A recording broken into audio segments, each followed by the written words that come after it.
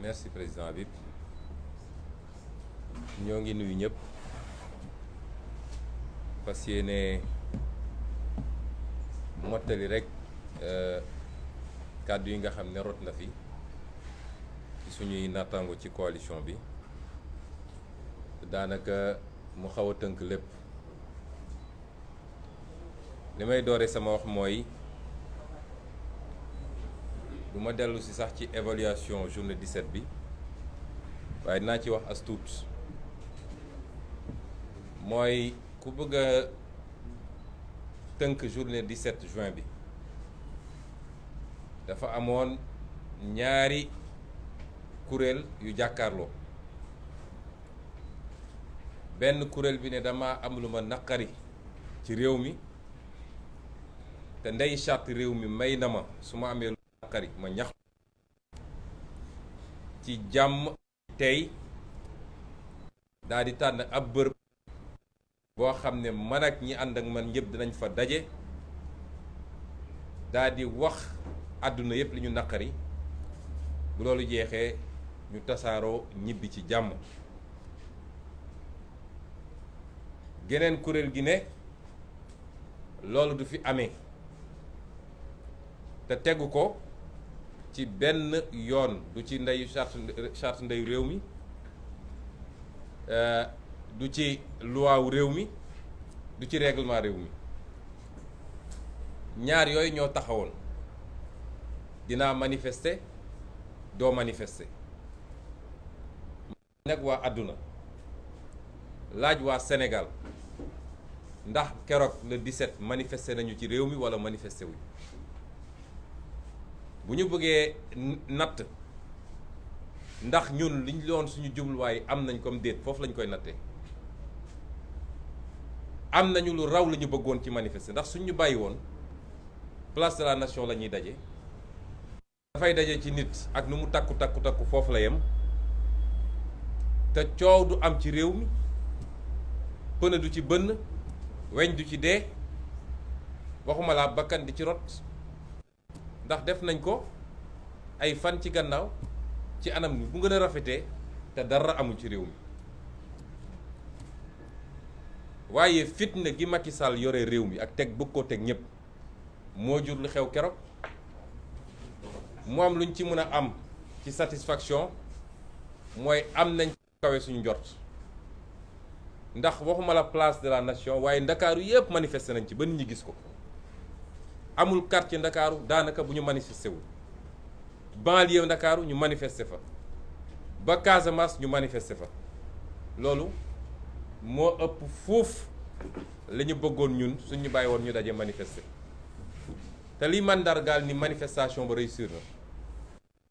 mooy man bi ma xoolee presse internationale du presse anglophone du presse hispanique presse arabophone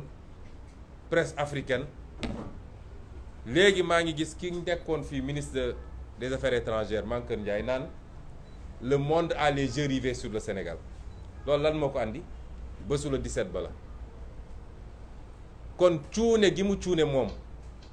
ak ñàkk mën a muñ contradiction ak opposition moo ñu andi lii ñun tey àdduna yëpp a ngi xool Sénégal la preuve gëjoon nañu def conférence de presse internationale bi yëpp taxaw ñi ngi nii kon ñun mën nga xëy nag ñu duma la ba toog sa kaw nga ne wàcc ma daan naa la mooy li mu def xëy daal di fay quelques titres de journaux ñuy def apologie du crime et de l'assassinat d'État loolu Sénégal rek la am da ngay rus sax àdduna bi yëpp couvrir nañu waaye da ngay rus niñ ko bindee Sénégal mooy bravo Macky assassiné c'est très bon loolu mooy l'État est resté maître du jeu waaye ñi gis ñëpp ñi fi teew ñëpp xam nañ ni keroog Macky Sall dafa ñàkk bés ba ñëpp xam nañ ko Benno Bokk Yaakaar moom tuddatuma ko man Benno Bokk mën a daw laa leen tuddee léegi xajal ko mbow waaye bu action jotee kenn doo ko ci gis bu tempête bi weesoo nag ñu génnaat nag taxaw force restera à la loi yow foo nekkoon bi mbir yi di mun a woon génn jàmmaarloog ñuy manifester du dig nañ ko diggewaat ko parce que sénégalais yi gëmuñu leen. amul benn nit bu pare pour xeex ngir Benno Bokk Yaakaar xaalis bu bari la ñuy jël jox ko gaay bu ñu jëlee seen xaalis bu pare dem toog seen kër wala ñëw ànd ak ñun manifester parce que gëmuñu leen. xam nañ ni yoruñu réew mi ci yorin gu rafet, xam nañ ni bëgguñu réew mi. kon kenn ku ne mën nga nax sa bopp waaye Macky Sall xam na ni keroog échec bu rëy la am. donte nag ci li mu jàppoon ni mooy stratégie mooy teel a xëy yenn leaders yi nga dem bloquer seen kër. loolu fan la am, ban loi moo ko may, ban ordonnance juge jël pour mettre ñu résistance surveillée ba Macky Sall am sañ-sañu ñëw ne day bloquer suñuy kër. àdduna yëpp di ko seetaan kenn du wax nag. Sénégal mooy réew moo xam ne balaa wax ji di jolli rek mooy Macky Sall wala nguur gu fi mus a nekk dem na bay waaj a nërmelu waaye fi léegi mi ngi yor yaram di dóor doo dégg nit ñi wax wala bu ñu sax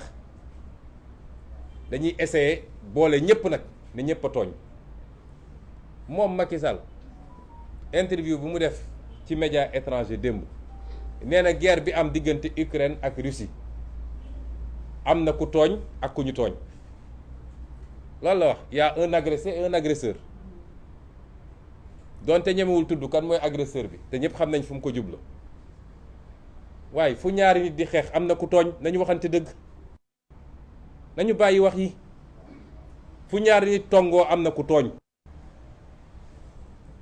munoo ne ñaari nit tongoo nañu ñemewoo joxoñ ki tooñ waaye foog nga maasaale ko dajale ñëpp ne ñoom ñëpp la. damay def élection nga ne doo dem élection te tegoo ko ci dara 2012 ba léegi Macky nekk ci loolu.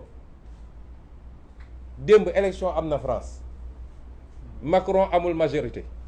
est-ce que foog ngeen ni su doon France Macron may nañ ko mu ne Jean-Luc Mélenchon ak Marine Le Pen ak keneen ak keneen duñ dem élection le résultat boobu dina am? est-ce que loolu nit mën na koo xalaat sax ci réew boo xam ne démocratie am na fa? élection bu ne rek dinañu tànn ñan ñoo dul dem ci ay leader d'opposition te musul am Sénégal bi Sénégal di am ba léegi ñépp a koy gis. nañ ko wax moo gën. suñ ko mënul wax nañu maadu ci mbir mi. fii benn tooñkat moo fi am, benn dóorekat moo fi am, benn reykatu nit moo fi am, mi ngi tudd Macky Sall. loolu ñëpp xam nañ ko Sénégal àdduna bi yëpp léegi xam na ko. ñun duñu nangu de te nañuy ormalante parce que ñun caaxaanuñu, ay responsable lañu. foowuñu foowloowuñu. li ñu yëkkati lu am solo la mooy jëlaat suñu réew téye ko te defar ko. loolu du caaxaan. bu ñu foogee ñun dañuy caaxaan saa yu neexee ñu ne nit ñi génn leen dem leen def li caaxaanuñu. wallaahi caaxaan lii ñu nekk nii dañoo gëm ni dëgg bis bu ñu demee ba gëmatuñu ni ñu ngi ci dëgg boobu lañ koy bàyyi ca bés ba. boobu lañ koy bàyyi ci bés ba. ba tax ñun jàpp nañ ni la ñu bëggoon am nañ ko ba am lu ko ëpp waaye am na lu ñuul ci soow mi mooy bi ñu demee ba ngoon sax sori na booru 3 heures laa woo leader yi nekkoon fii ne leen comme moom foogul woon ni sénégalais dinañu génn parce que dafa jàpp ni ay affaire dinaa manifester du ma manifester wala suñu liste nañ ko delloo si du jaral sénégalais yi génn pour xeex. stratégie am yëpp loolu la woon comme foogu doon loolu te sénégalais yi mujj nañoo génn massivement génn ak doole xol bi xat na xataay boo xam ne foo jaar mu essayé fayu mooy foo jaar dina essayé rotal bakkan waaye foo jaar dina essayé teg ay loxo ci ay leaders ci laa woo yenn leaders yi ne leen su ma sañoon su dee yéen a ngi siège u Déthié bu fa kenn génn tëj leen siège bi ngeen toog parce que foo jaar dina essayer teg loxo ci leader pour am trophée de guerre parce que xam na ni ñàkk na bés bi ba noppi. malheureusement am na ñu ko jotuloon dégg te ñooñu la mujj teg loxo mu am ci sax ay cas extrême ndax ku mel ni Guy Marius Sagna xam nga defetu Ziguinchor nag dafa métti ndax trajet bi waa Ziguinchor arrêté woon ne fii la ñuy dox mu mat 5 kilomètres dox nañ ko de Lindiane ba egg place Jean Paul II ba yëg ci rond-point bi loolu moo leen métti dégg naa préfet mu daf leen ne ça y est sama carrière jeex na. commissaire bi nga xam ne mi ngi doog a toog y a 1 mois bi ñu ko installé maa nga fa woon moom it jàpp na ni engagé na carrière am à Ziguinchor par une défaite ñu ne kon faw ñu fayu foofu lañ toll ci réew mi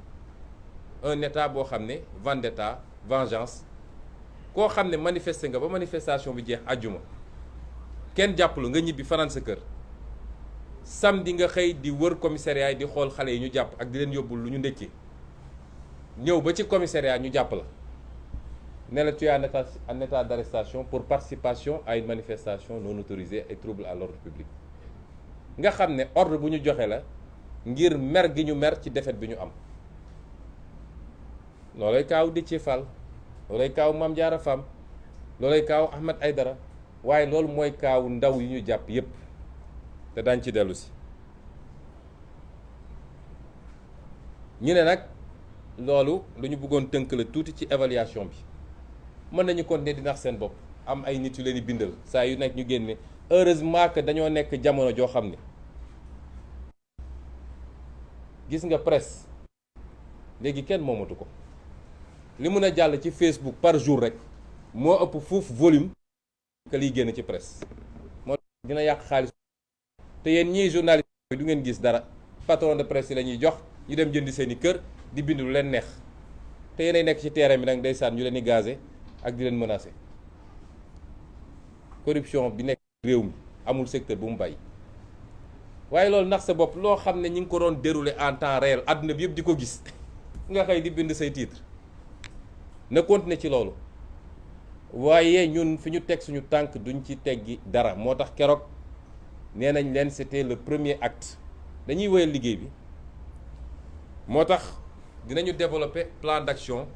boo xam ne dina am ñaar wala ñett ci ay actions yu ñuy wax tey la ca des au fur et à mesure ba ca njëkk mooy jàpp nañu organiser une très grande manifestation le 29 juin incha allah ñu bëri ci militants yi ak sympathisants yi yàkkamti woon nañ ba bëgg ñu defaat ko ci nu mu gën a gaawee ñii àjjuma bii la ñu bëggoon ñu def ko bi ñu waxtaanee la ci génn mooy comme réew mi am na lu fi war a xew du 24 au 27 mooy centenaire Hadj Malick Sy bi nga xam ne dañ koy célébrer ñu ne pour ormal loolu ci diggante boobu duñu organiser ndax tey la lundi boo déposé woon tey lundi pour nga am 3 jours francs yi mardi mercredi jeudi la vendredi rek nga mën a commencer organiser te vendredi mooy le 24 looloo tax ñu ne daañ ko teggi ba loolu wees ñu jàpp le 29 waaye loolu nag dinañu permettre fii ak le 29 bu soobee yàlla dinañu waajal Macky Sall dina xam ni le 17 du woon dara le 17 du woon dara le 29 bu soobee yàlla dinañu organiser manifestation te dinañ ko organiser ci anam goo xam ne naam Ndakaaru am na solo trop te moom la ñuy concentrer suñu effort yu gën a bëri waaye dinañ ko organiser dans un pôle au sud dans un pôle au nord et peut-être dans d'autres pôles yoo xam ne ñu ngi koy liggéey daañu manifester de te dootul taxaw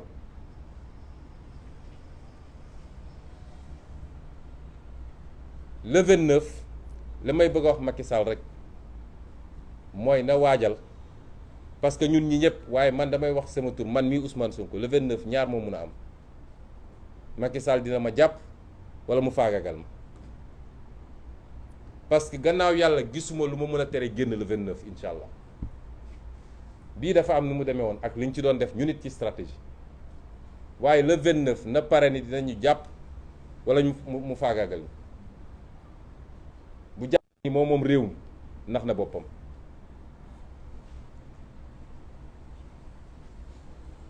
ma ne it loolu mooy li ñuy yéene le 29 mais ci diggante bi mot d'ordre bi ñuy lancé wax ko militants yi sympathisants yi ak sénégalais yëpp mooy à tout moment nañu organiser des manifestations spontanées bu dee fii ñu toll nii dafa bëgg a instrumentaliser justice pour teg loxo ci ay nit condamné leen ci loo xam ne jaaduwut. nañu organiser demande spontanée guddi comme bëccëg te ma wax ko fii nag man maa ko wax fii joxe ndigal wala stratégie. gis nga manifestation bu sénégalais yi génnee massivement te manifestation bi yàgg gisuma force de l'ordre bu ko mën a téye parce que ay nit kese lañu. bu ñu xëyee suba ñu takkal leen seen yooyu ñu commencé 4 heures du matin ku ci egg 5 heures mënatoo sax dox bay daw. na sénégalais yi organisé wu quartier par quartier, commune par commune, département par département ñu génn def manifestation massive. ñaari fan buñ ko defee nguuru Macky Sall sax daanum xaj na ci. loolu mooy wax ji fi mu toll nii kon le 29 manifestation tey jii la ñuy bu si kanamee lettre baa ngi fii demandé wuñu autorisation lettre d'information la ñu def président Khalifa Sall mi moo ko signé ak man ak yum mi dañ leen di informer jeex na takk quelle que soit décision bu ñu jël dañuy manifester bu soobee yàlla loolu dama bëgg mu leer benn yoon. waaye à côté de ça li ñuy wax gis nañu ñu ngi koy def Ziguinchor démb ba suba ba ngoon tàng na jër foofu ne leen nañu libéré Guy Marius Sagna bi ñu jàpp bi ñu demee ba 18 xale yi ñu fa jàppoon gii di leen seeti fan ñu jàpp ko moom dañoo barki ba démb dañoo toog ne xale yi bàyyi nañ leen dem leen xale yi ne leen du ñu génn fii tant que gii génnul ñu nag moom fii tant que génnul noonu ñu koy defee Ziguinchor xale yi occupé la rue te tey dañuy xëyaat occupé ko te man mii maa joxe ndigal gi bu ñuy jàpp man la ñu war a njëkk a ñëw jàpp si noonu lañ koy defee feneen ak feneen Géejawaay Pikine Kër Massar Yëmbal Ndakaaru commune par commune nag di essayer sax jaru ko commune par commune ba ñu xam lan la ci Macky Sall mën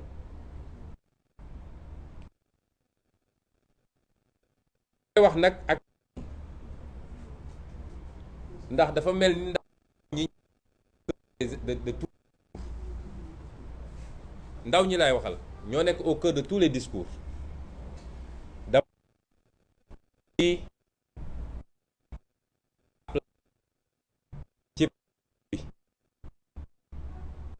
ay nit yu fi nekk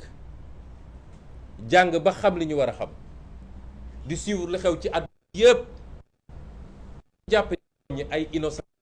xam ne da am ñu leen di leen jox daw déedéet amul fii nañu bàyyi yooyu ñi ñu jàpp ñi ci bëri ay borom kër lañu ay nit ñu jàng ba am ay diplôme lañu duñu ay dof suñu duggee ci lii dañoo toog ba gis nañ ci seen bopp mooy gis nañ ci avenir du Sénégal loolu moo leen tax a dugg ci lii suñuy wax ak ñoom nañu xam ne ay responsable la ñuy waxal su ku jàpp ni dafa am ku sexal ndaw ñi suukar man de aw ma dërëm bu ma jox xale yi ñooy cotiser di ma jox far joxuma leen xaalis diguma leen dama ñëw ak sama discours ak sama programme pour le Sénégal ou pour l'Afrique ba ma koy door kenn xamuma ñu toog di wax nit ñi di gis par benn ba tey mu toll kon bu ñu jàpp ni dañoo nekk ak ay nit ñoo xam ay irresponsable lañu wala ay innocent lañu nit ñu ñor xam àdduna xam réew mi ñoo nekk ci mbedd mi tey di xeex yéen ndaw ñi laay waxal xam ngeen seen intérêt mu nekk xam ngeen ku leen di essayer mbubboo pour jël ay milliards moom ak njabootam ñoom ñëpp di wax seen njaboot xam ngeen fu ñu nekk suñu nekkul école française wala école américaine ñi ngi bitim réew nekkee bitim réew fa ñuy dëkk rek yéen su ngeen fa demoon da ngeen di jaaxle ñi leen utiliser la preuve fu ñu dajee seeni siège fan lay mujje ay dóorante doo xaalis man de aw ma paas moo leen jox te saa yu réew mi ne yëngatu sama kër ñëw kenn añ bu ma leen jox sax aw ma ko tey laahi lañ ci ñun ci réew mi amul dara luñ ci soxla luy suñu bopp amul salaire sax bëgguñu ko ci su dee dañu war a joxe suñu bakkan gii ngir réew gi baax définitivement jaral nañu ko kon ñi leen di wax naan leen bu leen génn bu leen dem bu leen def lii na ngeen xam ni ñooñu ñaar moo mun a am soit xamuñu lu xew ci loolu dina ma jaaxal walla conception bi ñu am parce que li ñu bëgg a wax mooy bàyyi leen Macky Sall na dóore na tëjaate na reyaate ba yàlla jëlee su ko boppam mu xëy rek yàlla def ko AVC mu dem yoonam waaye bu leen xeex dafa mel ni loolu la bëgg a wax ñun ko ñu toog di ko seetaan kon yéen ñun ormal nañu ñëpp te nañuy ormalante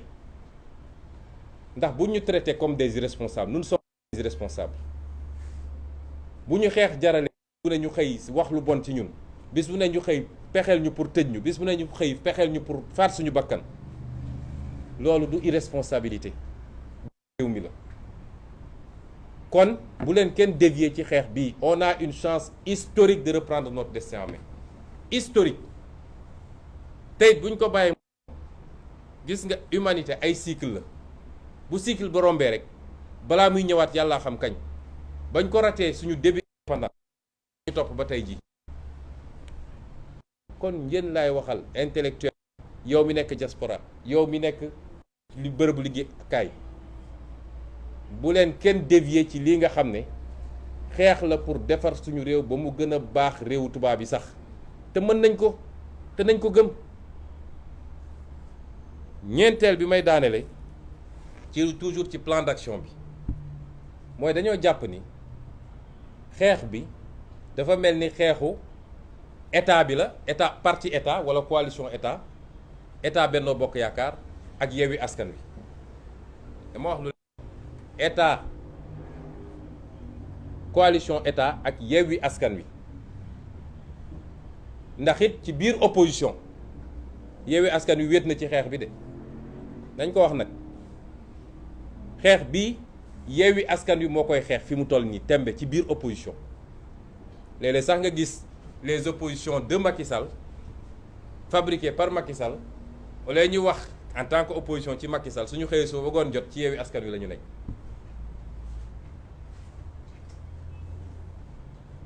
xeex bii dafa jot nag ñu delloo askan wi baatam parce que bëri na ci askan wi koo xam ne ànd na ak ñun waaye du génn ci mbedd mi moo xam wérul moo xam mënu ko wala sax dafa ragal loolu day am waaye kooku war naa mën a bokk ci xeex bi ci yeneen anam moo tax ñu ne dafa am ay kuréelu politique yoo xam ne ñi ngi xëccoo waaye il faut que askan wi ñu dégg baatam nun nag dañoo bëgg a delloo baat askan wi nañ koy defee mooy dañu gëm ni képp koo xam ne ñu dégloonte bu baax de képp koo xam ne Macky Sall ni mu yoree réew mi d'accordoo ci mooy ni mu jëlee suñu réew jaay ko tubaab bi ak naar bi ak chinois bi ak keneen ak keneen ni mu jëlee suñu alal réew rusuti ci des séddoo ko moom ak ay mbokkam ci politique ak ci deret ni mu salfaajee suñu démocratie ba kenn mënatul xam kan lan mooy politique ci Sénégal compétition électorale mënatul am ci Sénégal lu dul moom rek kay samp ndëndëm ñi ci des ñëpp mu écarté leen ni mu delloowee suñu réew ci liberté ba tey ku ne d'accord maag moom boo nooyee sax mu tëj la kaso sëñ Abdou Bara Dolly ma nga fa ñi ngi wax député yi mu tëj kenn xamul ñaata la député levé au immunité am defoo dara ci jamono jooju député yi doon luxus xaalis ak ñi doon trafiqué visa gépp ñi ngi doxantu ndànk ci mbedd mi képp koo xam ne suñu li newoon suñu richesse ñun Sénégal mooy amuñoon or amuñoon diamant amuñoon pétrole pourtant ñoo newoon réew mi stable la ko andi mooy lan mooy lënkaloo gi Sénégalais yi lënkaloo amul diine amul waaso amul xeet loolu yëpp ñu gis ni Sall mu ngi koy compromettre parce que li mu bëgg mooy créer le chaos généralisé ba nit ñi di jël gànnaay di xeex seen biir comme li awoon Rwanda loolu mooy programme Macky Sall bi mu ñëwee ba léegi ci loolu la nekk. ñi d'accordul ci loolu yépp nag ak leneen lu ma tuddul dañ leen ñaan ngeen manifester ko na ngeen koy manifester mooy dinañu jël ay fan yoo xam ne à partir de 20h ñu bëgg koo door nag gannaaw suba mooy mercredi alxamis àllarba ñu bëgg koo door gannaaw suba mercredi à partir de 20h sénégalais bu ne na nga jël sa benn casserole wala sa ndab goo yor taxaw sa balcon wala sa buntu kër wala foo mun a nekk ñu jël 5 minutes wala 10 minutes 20h ba 20h10 fépp ci Ndakaaru fépp ci Sénégal bëgg nañu sénégalais boo xam ne àndoog Macky Sall ni mu yoree réew mi pour moom mu jot message bi na nga génn sa balcon wala taxaw sa terrasse wala taxaw sa buntu kër nga jël say ndam daal koy dóor ñu tëgg ko li ñuy wax concert ba àdduna yëpp dégg ko xam nga loolu yomb na te kenn mënu koo tere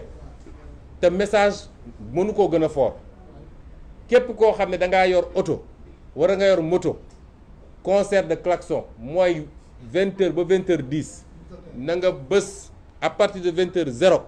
ba 20h10 na nga bës sa klaxon mu jolli ñëpp dégg loolu forme xeex bu yomb la duñ ci jàpp nit duñ ci dóor nit duñ ci tëj kaso nit waaye message bu fort la boo xam ne parce que askan mooy àtte message bu askan bi da ko war a mën a jàllale képp koo xam ne loolu ñor na rek ak fu mu nekk ci Sénégal na nga ko def à partir de mercredi bi mooy premier bi chaque fois dinañ joxe beneen date bu ñu koy def ba àdduna gis ngeen message boobu moo gën a fort ci àdduna que leneen lu ñuy def ndax presse internationale bi da koy couvrir ñëpp di ko dégg kon lii la ñu bëggoon wax ma tënk ko rapidement ci tubaab waaw ñuy wax nag ni ñoom yóbbu nañu fi mu ne nii ñu jàpp leader yi surtout yóbbu nañ leen ne dañ leen déféré ñoo ngi dànkaafu Macky Sall na bàyyi ñi mu jàpp moo ëpp jàmm ci réew mi moom ak ñi mu àndal nag parce que fitna bi ñu bëgg a teg ci réew mi seen bopp lay këpp ndax injustice dama ko yàgg a wax amul lu gën a métti ci àdduna injustice li ma wax ñëpp xam nañ ko ku ñu tooñ mu leer dañ laa tooñ amul lu ko gën a métti ba pare tooñ maa tey ndax ku la tooñ teyu ko ne la baal ma garawul mais tooñ ci maa tey te dëkk ci nag loolu mooy andi ñu dem ba nit ñi organiser wu damaa yàgg a wax le droit à la résistance constitution moo ko wax buñ la bëggee faagal wala ñu bëgg la jaay doole am nga sañ-sañu défendre sa bopp ku toog naan waaw ñoom ñooy def fitna nañu xoolaat wax ji est-ce que ñun dañoo mus a jóg dem songi nit wala dem dóor nit musul am kon na bàyyi ñoom Déthié Fall ak ñoom Ahmed Aïdara ak ñoom Guy Marius Sagna ak ñoom Cheikh Abdou Bara Dolly su dee bëgg na jàmm am ci réew mi parce que du yombee noonu de te nag am na fu ma d'accordul ak doyen Habib Sy dafa baax rek de loolu mënul am fii ci réew mi ñii nekk ci li ñu nekk nii jël alal réew mi toxal ko ku wax ñu duma la ku wax ñu tëj la di def loo xam ne mooy taal fitna ba bakkan di ci rot kenn ku ne li nga ci def bés dina ñëw di nga ko layoog yoon à commencer par Macky Sall